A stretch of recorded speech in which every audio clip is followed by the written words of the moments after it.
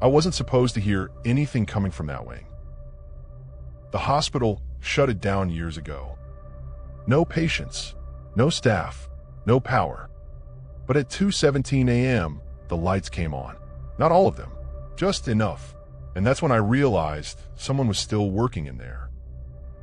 Before I tell you what I saw, you need to understand the rules of night shift at that hospital, because one of them mattered more than any other. I worked hospital security, graveyard shift, 11 p.m. to 7 a.m. Most nights were dead quiet, too quiet. Hospitals don't sleep, they just slow down. Now, the building had 4 wings. 3 were active, 1 wasn't. It was called West Wing C, shut down after renovation issues. That's the phrase they used. But nobody ever renovated it. They just locked it. Never enter West Wing C. Not for alarms. Not for noise. Not even if someone calls from inside. Especially if someone calls from inside. If you see lights on, you log it. You don't investigate. If the intercom activates from that wing, you leave the security desk. Immediately. Nobody explained that rule. They didn't need to. The look on the supervisor's face told me everything. That night started normal. Rounds at midnight. Coffee at 1:30. At 2:17 a.m., I heard the hum. A low electrical hum. Not loud. Just present. I checked the monitors. West Wing C had cameras. They weren't supposed to work. But one screen wasn't black anymore. It showed a hallway. Clean. Too clean. Lights on every 3rd fixture. And something else. Movement. At first, I thought it was a looping feed. Then I saw the cart. A metal hospital cart. Rolling. By itself. No alarms. No access logs. Just motion. I logged it. Like the rules said. Time. Camera ID. Unexpected activity. That's when the intercom clicked on. Not loud. Not distorted. Just tired. Can someone bring fresh linens? I froze. Hospitals echo. Voices carry. But this voice, it was close. Like it was standing behind the wall. Room 12 needs turnover. I stood up, heart pounding, because Rule 3 wasn't about curiosity. It was about survival. As I grabbed my jacket, the intercom clicked again. This time the voice said my name. Perfectly. The intercom clicked off. No static. No feedback. Just silence. I didn't answer. I didn't move. Because there was only one problem with what I just heard. Nobody working that shift knew my name yet. I'd started 3 weeks earlier. Night security rotates fast. People come and go. The nurses barely learned faces, let alone names. And West Wing C had no staff, had no patience, had no reason to know who I was. I checked the logs again. No badge access. No motion alarms triggered. No intercom request registered. Which meant the system didn't think anything had happened. The intercom clicked again. I know you're there. This time, the voice wasn't tired. It was professional, like someone trained to stay calm. Hospitals train people to sound reassuring. That tone? It wasn't accidental. I should have left the desk. But something else crept in. Something dangerous. Curiosity. I pulled up another camera. Different hallway. Same wing. This one showed a nurse's station. Lights on. Computer monitors glowing. A clipboard resting on the counter. And a chair pulled out. As if someone had just stood up. Dust covered everything. Thick. Undisturbed. Except the floor beneath the chair was clean. Someone had moved it recently. Not today. Not this year. Recently. Security, the voice said. Not my name now. My role. You need to come down here. This is the part where people say, I should have listened to my gut. But the truth. My gut didn't scream. It whispered. I left the desk. Grabbed my flashlight. Didn't call dispatch. Didn't radio anyone. Because I didn't know what to say. Every step echoed too loud. Hospitals at night magnify sound. Your footsteps don't just follow you. They announce you. West Wing C was sealed by 2 doors. One metal, one glass. The glass, one had a sign. Closed, no entry. Someone had taped over it, with a handwritten note. It said, emergency staff only. The ink wasn't faded. The tape wasn't yellowed. It looked new. The door unlocked. Not with a badge. With a click, like someone had disengaged it from inside. The air changed immediately. Cooler, sterile, like the wing had been sealed off from time. Lights hummed softly overhead, not flickering, not broken, functioning. Hospitals have a smell. Cleaners, antiseptic, plastic. West Wing's sea smelled like fresh disinfectant. That smell fades fast. Hours, not years. I pass patient rooms. Curtains half drawn. Beds made. Monitors dark, but plugged in. One room door was open. Room 12. Finally, the voice said. Not from the intercom now. From inside the room. I stood in the doorway. Didn't step in. The room looked ready. Bed lowered. IV stand nearby. Chart clipped at the foot. I glanced at the chart. The date at the top made my stomach drop. It wasn't today. It wasn't even this year. It was dated 8 years ago.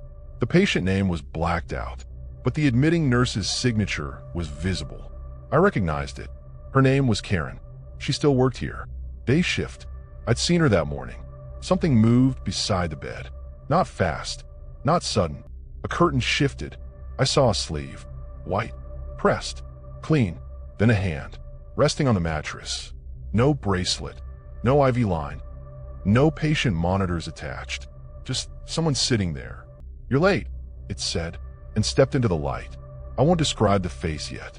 Not because it was horrific, but because it was familiar. The person standing beside the bed looked normal. That was the worst part. No wounds, no distortion, no empty eyes. Just a nurse, mid-40s, brown hair pulled back tight. Same pale blue scrubs everyone wore on day shift. I knew her. Not well, but well enough. She worked mornings, always on time, always polite, always tired. Her name was Karen. Karen had clocked out at 3:14 p.m. I'd seen her badge log. She waved at me on her way out. And now she was standing in a closed wing that hadn't operated in 8 years. You can set the linens there, she said, nodding toward the cart. The cart I hadn't pushed. The cart that hadn't been there a minute ago.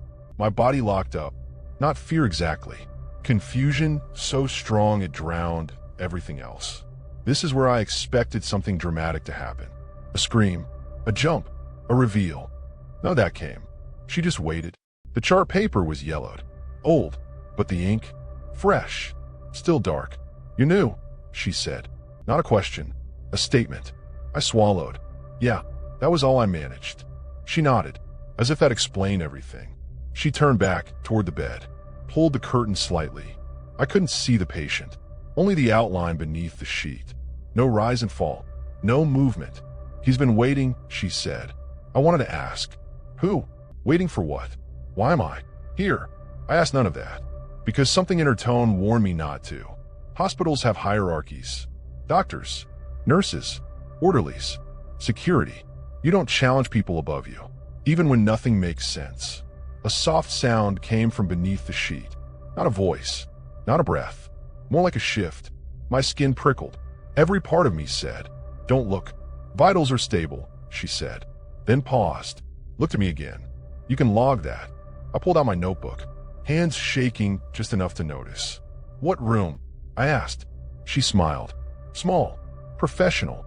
Room 12, she said, as if that wasn't obvious. Room 12. The same room. The same chart. The same date. A beep sounded. Sharp. From the hallway. That monitor wasn't connected to anything. The cables were coiled. Unplugged. See, she said. He's fine. She looked at me and said my name. Again. Not like someone reading a badge. Like someone who'd said it 100 times before. That's when something clicked. A memory. Well, I didn't know I had. I'd worked hospital security before. Different city. Different building. Years ago. Karen was watching me closely now, as if waiting for me to remember. You were here before, she said. No, I said. Too fast. Too sharp. She didn't argue. She just turned back to the bed. She pulled it back fully. The patient's face was covered, not with a sheet, with paperwork, charts, forms, stacked neatly, names crossed out, dates stamped, signatures repeated. He doesn't like being seen, she said, then added. Neither do you. No scream, No chase, just implication. Karen smoothed the stack of forms on the patient's face. Careful, precise, like she'd done it hundreds of times. Each page had the same layout. Admission form, vital sheet, incident report, different dates. Same room, same patient. Some of the dates were recent. This year, this month. Some hadn't happened yet. This wing is closed, I said. Not accusing, not loud, just stating a fact I needed to hear out loud. Karen didn't look at me. She straightened the IV stand. Checked a line that wasn't connected to anything. Not to us. A sound drifted in from outside the room. Footsteps. I hadn't heard a single footstep since entering the wing. Not mine. Not hers. And now there were many. Another nurse stepped in. Then another. Then an orderly. All in uniform. All moving like it was the middle of a normal shift. Some uniforms were outdated. Old logo. Old color scheme. Some I recognized from orientation photos. People who no longer worked here. People who couldn't. Room 12 still active. Vitals holding. Security finally showed. Someone laughed softly. Not mocking. Relieved. They weren't surprised to see me. That terrified me more than if they had been. I glanced at my watch. 2:41 a.m. A wall clock ticked softly above the nurse's station. 2:17 a.m. My watch moved. The wall clock didn't. Time's funny here, she said. Don't fight it. The heart monitor beeped again. Steady. Slow. That was the problem. Karen stepped closer, lowered her voice. You know why security is always on nights? I shook my head. Because someone has to stay awake. Doctors rotate. Nurses rotate. Patients leave. But the building doesn't. She gestured to the bed. He keeps things paused. Shifts. Incidents. Moments that shouldn't end yet. If he wakes up fully, she said, everything moves again. Karen looked at me. Really looked. You can leave, she said. But then someone else has to take your place. My shift ended at 7 a.m. That mattered. Too much. I turned. The hallway was longer now. Lights stretching farther than before. Staff moving in patterns. Rounds repeating. This wing wasn't abandoned. It was stuck. Karen placed the clipboard in my hands. It was warm. Recently used. Log the vitals, she said. And don't fall asleep. The clipboard felt heavier than paper should. Not physically. Responsibility has weight. I looked down. Heart rate, steady. Blood pressure, unchanged. Respiration, recorded. All written in different handwriting. Some neat, some rushed, some shaking. Every entry ended the same way. Time logged, 2:17 a.m. I checked my watch again. 2:58 a.m. Time moved for me, not for the wing. It was maintenance. The sound came from the bed. Not a beep, not a cough, a breath. The sheet lifted, just slightly. Stay alert, she said. Not loud, urgent. Overhead fluorescence softened, like evening settling in, even though it wasn't. Karen leaned in close. He notices when people get tired, she whispered. I felt it then. Not sleepiness. Fatigue. The kind that sneaks in quietly. My eyes burned. My legs felt distant. Every time I blinked too long. The monitor beeped faster. That's why we rotate, she said. Or we try to. I looked around. Where's the last security guard? I asked. Karen hesitated. Just a fraction. Logged out, she said. Not transferred. Not relieved. Logged out. My watch buzzed. 7 a.m. End of shift. The wall clock. Still 2:17. I walked toward the exit. The glass doors didn't move. No click. No resistance. Just solid. Day shift doesn't come here. Deeper this time. Slower. The monitor tone changed. Lower. Heavier. Karen stood beside me. You can sit, she said, or you can pace. But you have to stay awake. I looked at the bed, at the paperwork, at the names crossed out. This wing didn't keep patience. It kept moments.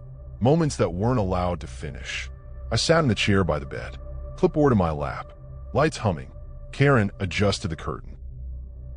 You'll get used to it, she said. The monitor beeped. Once. Steady. My watch buzzed again. Low battery. I didn't look at the time.